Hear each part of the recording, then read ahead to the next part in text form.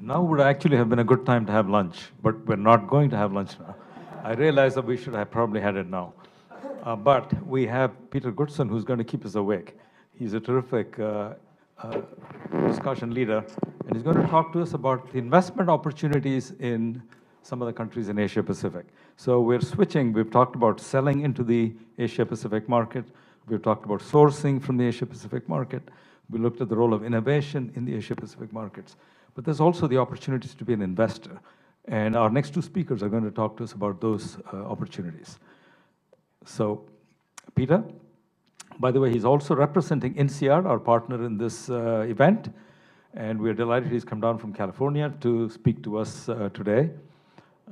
He himself has been an investor. I don't know if you're going to talk a bit more about yourself. You can see in his bio, he goes back a long time. You're dangerous now, Ravi. Okay. I was going to say, too much. if you read his resume, you'll see that he was doing M&As in 1972. Now you do the math, okay? All right. Peter, over to you. Thanks, Ravi. So I'm at a very difficult part of the program. I'm just before lunch. And that makes me the hors d'oeuvre, so I'm going to walk around. And since I teach at business schools, I'm kind of used to doing that. And furthermore, I'm sort of, the bridge, and you're going to have a wonderful lunch, and then you're going to be followed by Jack, and I've read his book, and he's really good. So you've got great dessert coming up, so I'm just the hors d'oeuvre. So we've had a lot of discussions about partnership from a lot of different angles and a lot of different perspectives. And everyone you really talk to, with the exception of the sort of mega trends that we started off with this morning, represents sort of a multinational company. So I'm going to take a very different approach as your hors d'oeuvre speaker today. And we're going to look at the advent of the private equity explosion across Asia and the opportunity in several different ways to partner with private equity firms. I call it the incubator strategy. It basically is a way to enjoy some risk mitigation and at the same time invest a little bit less, and in the ultimate end up with a potential acquisition target that you've been in business with for 5 or 10 years. So it has some interesting aspects to it. It's a very different topic than we've addressed so far in the day. So a little bit, I always like to know where people are coming from, and I'm sort of an eclectic guy, and I think Ravi's already given me the age talk here, so I've been around for a while. So let me give you a little bit of touch on the background so you know where I'm coming from and why. How many people have heard of Clayton, Dubilier & Rice, CD&R? So CD&R is one of the original first private equity firms, very much under the radar, low key, wants to stay that way. Always thought of ourselves not as private equity, but industrialist. Jack Welch is a partner at CD&R. He finally found something, I think, to do besides talking to 30-year analysts about quarterly results. A.G. Lafley, who is the former CEO of Procter & Gamble, is one of our operating executives. We are an operating-centric firm. We were based on that theory. We continue on that theory.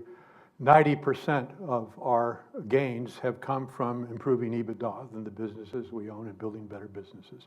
So we're not the typical LBO, parasite, financial structuring, buy low, sell high type that many of you have envied. As a matter of fact, the whole industry has gone this way. So we've owned 70 businesses over the course of the last 40 years, and we think we have the highest return, internal rate of return from inception, about 53% on our money, which has been extraordinary. Now that's come down, well, obviously, with prices that are higher. But what we've really centered on in the last 15 years is partnership. And we call it, as I think several of the speakers have labeled it, trusted partnerships. And that is win-win. The first deal that I did of any consequence and size and almost killed me, and I'm really only 30 years old, so it aged me tremendously, was the purchase of Lexmark, the printing company from IBM, whom we owned actually in partnership. We manufactured all of the keyboards for IBM for a number of years as part of that transaction. So we had not only their ownership in us, but we had a commercial relationship that was highly interdependent over a period of time. So we really have cut our, almost out of our 70 deals, I'd say 50, and that's a rough number, have been in partnership with the former owner. So we understand partnership, and we think it really applies in Asia, more than it even does in the U.S. So the emerging market adventure that I've been on for the past 2 decades, since I retired, I was about 40 just a couple years ago, has been to own 20% of the Principal Capital, which is a group of Chinese ex-McKinsey partners that have actually represent Chinese money. This isn't U.S. pension fund money that they've created. They've been highly successful. Kadara, which is a homegrown Indian private equity firm, again, locals, former McKinsey guys. We own 20% of that. And then I personally am involved in the Tata family. Most of you are aware of who Tata is and the family and so forth, in their private equity. And then I've been an owner and investor in what I think my favorite spot in Southeast Asia or across Asia, which is Vietnam in Mekong Capital. So I've had quite an interesting background and ride, but I've really been using the same principles that we started off with 40 years ago, in that we have to build great businesses as value added, and we have to be good corporate partners. And I think there's an opportunity here, and the big idea really is to take a look at co-investment partnerships with local Asian private equity firms. And so the reasons that I would point to this, and it's an incubator strategy. Again, it's not a multinational strategy. It wouldn't make any sense. The size of investment and so forth is relatively too small. But for those of you that represent a company in the U.S. thinking about going into an emerging market in Asia, this is kind of a nifty idea that we put to use now several times. So I'm going to share it with you before your lunch as your hors d'oeuvre guy. So there's a sourcing advantage here. Basically, you're working with a local group of people that do nothing else but source good investments. And you can ill afford that, and you probably aren't going to get the kind of talent that these people who have tremendous incentive to do this can do. And you have local intelligence. I mean, basically, you know, there are things that go on in emerging markets that are a little sub rosa to our U.S. way of thinking. And this group is really plugged into how to avoid those pitfalls. Local alignment to purpose, heightened local investor credibility, in that you can believe someone that's of your own nationality a little bit easier than you can some foreigner, blue-eyed guy coming in and telling you in China how you ought to do things. Improved diligence knowledge, the ability to do zero-based, we were talking about accounting. I mean, most accounting in some of these countries is not accounting, it's fiction, it's fantasy. So to go in and actually look at receipts, who's behind the receipts, and understand it, and be staffed and to be able to do that all the time is beyond the capacity of most new entrants into a foreign land that has those kinds of risks. Risk mitigation, greater indigenous regulatory clout, the ability to collect the bill and know how to do that. In some countries, you have to hire thugs. In some countries, you have the right of law. In some countries, just knowing the right people gets it done for you. So I think that's all part of that equation. Lower investment, because you're not betting 100%. You know, you're taking just a minority position in an investment that will mature into a potential acquisition target at some point in the later development. Insulating from EPS impact. These are, you know, below the equity standard where you have to report on a pro forma basis. So when you make an investment, most of our investments over the 70 companies that we've owned have looked like a travesty in the first 2 years. I mean, we blow up income statements. We do it because we're really buying a company in a way that we can operate it at a better advantage. A lot of times we're getting rid of 20% of the products or the services and focusing on one to develop what we think is a much better potential. Shared risk with local expertise, relationship building prior to an acquisition. You really get to know people as a co-owner. And do you want to ultimately own the business or not, as the exit strategy evolves or not? You may not. So I think it gives you that kind of a window to it. Operating focus. You really want to do this with operating-centric partners with the same philosophy that CD&R has. CD&R is probably not a good target to do this with. You want people at the local level that you can count on and develop that over a period of time. And the last point why I think this idea has some legs is cost effectiveness. You know, you're not duplicating 40 people on the ground in Vietnam or in the country that you choose to invest in. Those people are there really for the same purpose as you are, to find attractive opportunities and help build them. So it's a nifty idea. It's been done a lot.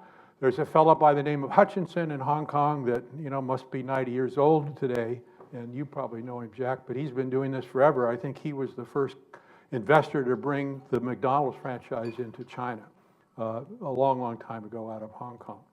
And he had a prearranged deal with McDonald's that he would sell back to McDonald's after 5 years, and had a very, I think he earned something like a 40% return on his money. And at the same time, McDonald's got the benefit of this local representation and knowledge that they would not have back in the day. They certainly have it today. So I'm going to cover, these 4 topics. Talk a little bit about Asian PE. Just give you a quick overview. This could be a course, but it's not going to be a course. It's an hors d'oeuvre. Talk a little bit about the operating PE value added for those of you not acquainted with it. Talk about what I see the 2 big opportunities and risks in Asia for this kind of investment, or for anyone, and what the keys are for success. So the Asian private equity development in terms of capital, the number of private equity firms has been explosive. It is the single largest source of equity capital for entrepreneurs, from startups to mid-sized companies to very large companies today in Asia, much larger than the public markets, which are still in their infancy. So this is a big deal. This is trillions over time. This is not, your kind of $25 million here or there. So this is big capital that's going to make a big impact. It makes a big impact not only in terms of the amount of capital available, but the intellectual side of it. Out of the 5 leading, and I won't tell you who they are because I divulged my source and I can't do that, out of the 5 leading management consulting firms, we have the internal numbers they pulled together, and close to 45% of their business comes from private equity sponsors and companies that they own today. That's almost half of their business of the major firms. So the impact, if you will, on intelligence and knowledge and intellectual capability that is represented by this group, not only in the mature economies, but in Asia, is very interesting and very much an asset. So what are we looking at? Explosion of firms. They've increased 15 times over the last 8 years, and 14 times in the number, the dollar amount, if most of these are dollar-denominated funds. They're pursuing small investments. 90% of the deals are valued under $100 million. So they're bite-sized, and then you're taking a percentage of that, not a controlling interest in most of these companies. So the 2 big questions here are exits, and that's a big problem for Asian private equity firms. There aren't robust public IPO opportunities in most of these markets. They have to be fairly staged over a long period of time.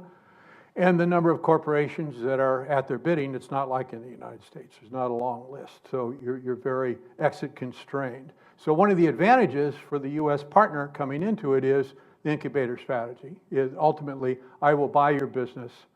I don't want to report its earnings for the time being. Let's help develop that company together, and I will pay you a fixed price on some measure that is pre-negotiated. So that's the kernel of the idea, and why it's so appealing to the private equity firms is it gives them a backstop. And there are all kinds of ways to cut those deals, and we'll talk a little bit about those as we go through. These, again, are predominantly 85–90% of the ownership positions will be not control, will be minority, 20 to 30%. And that is a whole kettle of opportunity if you know how to do a trusted partnership and so on and so forth, and a learning curve for it. But you're not necessarily in control. So operating value added, just to be clear, because everybody has a sort of definition of this. This is a slide that Chuck Ames, the former head of Royal Reliance Electric and a whole bunch of other companies, one of our partners, put together, and I think this is probably as clear a definition of what we mean. Volume increase, margin improvement, reduce structured cost, and those are the ways. And after 70 some odd companies and 50 years of doing this, I don't know a clearer way of what operating improvements are to improvements, and we've never seen an exception. You may call it something, but we'll show you why it fits on that chart. So that's what we're talking about. It is international sign, no bullshit. Okay, so investors have really come to a stage where the prices that are being paid in the private equity lands across mature markets are so high that the math doesn't work very well. Matter of fact, returns have plummeted on average for private equity firms. Still well ahead of publics, but the gap is closing. So the strategy that anyone has to have today to operate and to raise a lot of money is an operating strategy. In other words, if we own this business, we're going to run it better than Jack did, which is probably not in Jack's case possible, but that would be the basic idea of the transaction. And again, there are plenty of underperforming businesses that are available and for sale, and that's really the interesting part of this business. So all U.S. and across Europe firms feature this today, and they're really pretty good at it. So how do they organize? And this, we'll get back to Asia in a second because it's the same there. Our approach has been to take the change agent or CEO coach, which is our sort of Jack Welch or the head of Tesco, former CEOs. And generally these are retired people that as in the case of Sir Terry Leahy from Tesco fame, you know, have realized that after 6 months of retirement, the phone doesn't ring and they feel less than valued. And they're willing to jump back into the game with us, and that's terrific. And then there's sector focus. We use the example of Terry, which we have in the retail sector. And then there are functional layers where you have really a mid-size McKinsey within the KKR, and they call it Capstone. I'm not quite a big fan of this, but a lot of firms have done this. And then the breaking news is that almost everyone has a digital team today, and it's going back on even the fundamental business on how can we optimize, what can we learn about customer analytics and the like. This has been maybe 5-10% of our EBITDA gains in our last 5 or 10 years is through our digital team. So this is a crackerjack group of people that know how to run a business, generally speaking, in the firms that do this. So that's the general idea. And then you put that into Asia, and you really have a dynamic combination potential. Because one thing, it's not talent in terms of raw talent, it's experience, lack of business schools, all the other kind of training that we have available in abundance of schools like the one that we're in today and others across the board that aren't really that abundant and available for the entrepreneur in Asia. So we really are flying in expertise. This is, in my case, my friend Pete Bossi, and one of the themes of Mekong Capital in Vietnam that we carved is we want to be the restaurant king. We want to be the restaurant partner to the great entrepreneurs within Vietnam. And so as former head of Yum International, he opened more than 12,000 restaurants spread over 100 countries, mostly in Asia. The Pizza Hut, you know, there are a lot of the examples of what he's done across Asia are legendary. So his ability to understand central kitchen, anything about, frankly, the restaurant business is legendary. So he's one of our operating partners. He has a piece of what we call our vigorous, it's called carried interest. And he has about $100 million of his own money that he has to invest somewhere to stay healthy and alive. And he chooses to invest it in businesses that we own together. So this is kind of the concept of the operating talent that you'll find in a few, not a lot, but a few of the private equity firms that existed and locally in Asia. And those are the ones that we think you should partner with. So the Asian demographic is really very simple, and let's not make it complicated. There are 3 reasons that I'm attracted to it anyway. One is the swelling middle class, and that's across almost every country. The rising demand for natural resources, well, that's not a ground I'm going to play in because it's a commodity and I can't impact value.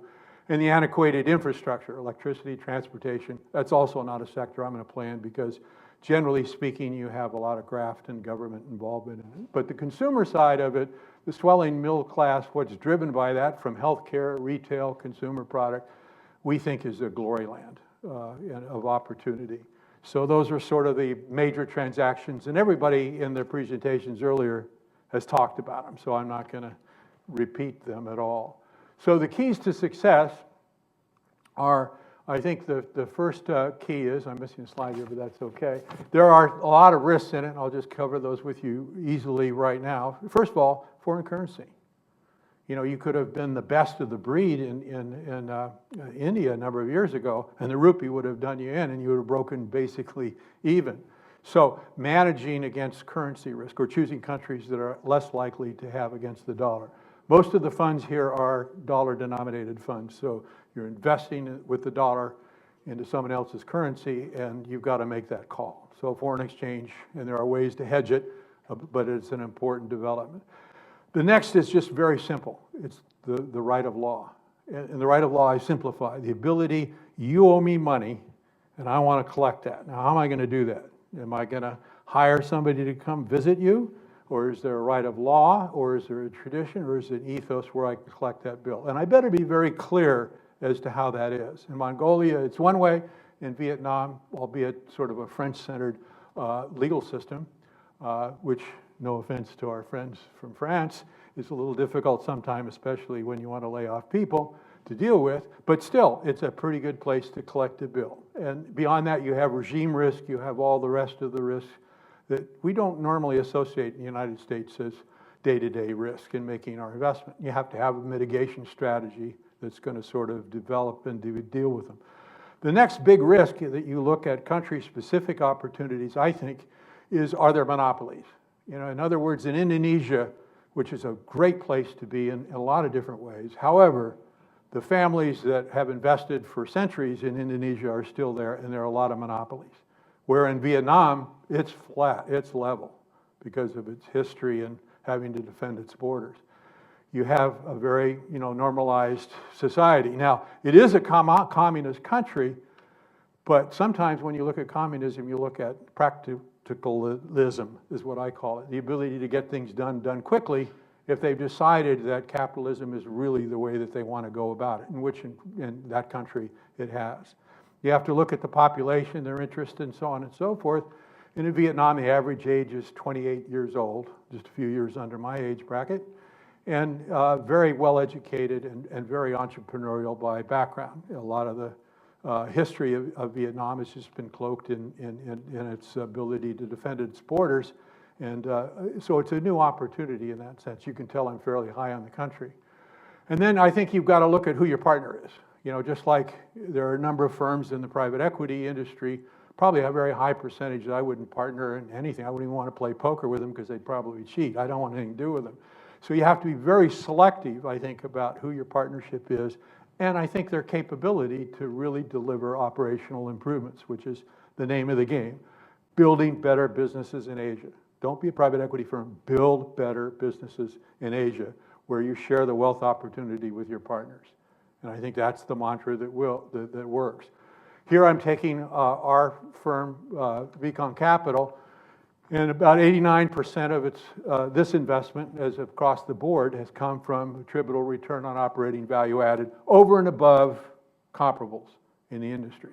So we've outperformed by a significant number to supply the value added to justify our investment. And remember, we're minority investors, so this is what we sell. In selling that, we're able to buy in cheaper because we can make your 80% worth 5 times as much as some guy who's going to be a parasite and just watch you grow and go to meetings and pretend he understands what you're talking about. So, create partnership agreements that anticipate differences in advance is crucial. And this is the lesson I've learned with the IBM deal in Lexmark is we didn't do a good job of this. I mean, it was my first really large deal. I think we borrowed somewhere in excess of $1.7 billion. We put in $200 million. It was highly leveraged. It was complicated. Some of the complications, I'm sure they didn't understand at the time. I know I didn't understand at the time. I don't think the lawyers representing both parties understood at the time. But over a long period of time, I've realized that the most important thing about a partnership is an eraser, the ability to self-correct and anticipate problems and deal with them in advance. So I just offer this. We put together this as most of our deals today are partnership deals, is that through the shareholder agreement, we try to anticipate problems before they develop. And if you're in one of these types of transactions, the important thing really is the shareholder agreement. Who sets the rules of the road? In other words, I'm going to exit and leave your business to you. If you're my partner and you're a corporation, you want the opportunity to buy that business? Well, on what basis? First, a right of refusal. Somebody can offer a higher price. Well, that's one way to go. Fixed price, that means I guarantee to sell you, and you have to buy, take or pay. And you have to really kind of come to those understandings and be clear in your own minds as to how you want to craft those levers, especially if it's highly attractive and you've done well with it. So we contemplate change as best we can over time. The best partnership is one where we understand each other and we have a history of solving problems together. The agreement itself won't be that effective. And then you have the question of the right of law. Can I go into a court and cry and scream and say, he didn't pay me? And how am I going to be treated? So transaction structure, who owns what that means, how that is anticipated. Board compensation is really important. Most boards in emerging markets are emerging, and they don't serve, I think, much of a useful function. So we tend to look at our boards very much as executive committees, and we put people on them that really contribute and are really involved because they have a stake. So they have to put up money to get on our boards as an investor, and they have to have a stake in the outcome, and they have to have a value added. You know, if we're going to do a lot of customer analytics, I'm probably going to hire an ex-customer analytic guy out of Bain to come in and sit on the board. And if his net worth is $100,000, I want 15 or 10,000 or whatever it is, and I'll loan it to him. So he's got skin in the game. So it's a very different approach to governance, you know, and it takes some time to get our partners really to understand that, hey, this isn't a golf game here that we're playing or lunch, that we're actually going to do work, and people are going to ask you questions. Don't come to us with a slide presentation. We're here to you know, resolve some issues in our meetings. So the initial size, compensation, all of this, majority board decisions, who says what that matters and who can make the final say, and these are the 6 or 7 things that we think are the most important. So we have to reach understanding, and there's no template or blueprint for that, but you've got to really work through those issues. And then committee composition is important. Compensation committee, audit committee, nominating, who's chairman of those committees. So we found that this formula, if you will, of being very careful and precise about this governance step to us, and training up our Asian partner as to why we're doing this, why it makes sense, how it adds value. Most importantly, it's just not a meeting, and it's not sitting trying to control you, but we actually have people that know what they're doing sitting on the board. So chairman or lead director is critical. We will never surrender that opportunity, even if we're a minority owner, because we want to set the board agenda and really make it a working board in a sense. So that's sort of what I had in mind to kind of give you a sense of this opportunity and why it's been, frankly, so successful in the past and sort of outgunned others. But this isn't probably a multinational approach. This is much more of a company-specific approach in trying to look at it. So with that, we'll open it up to questions. Anything on private equity? Since I'm no longer officially in it, I'll tell you the truth.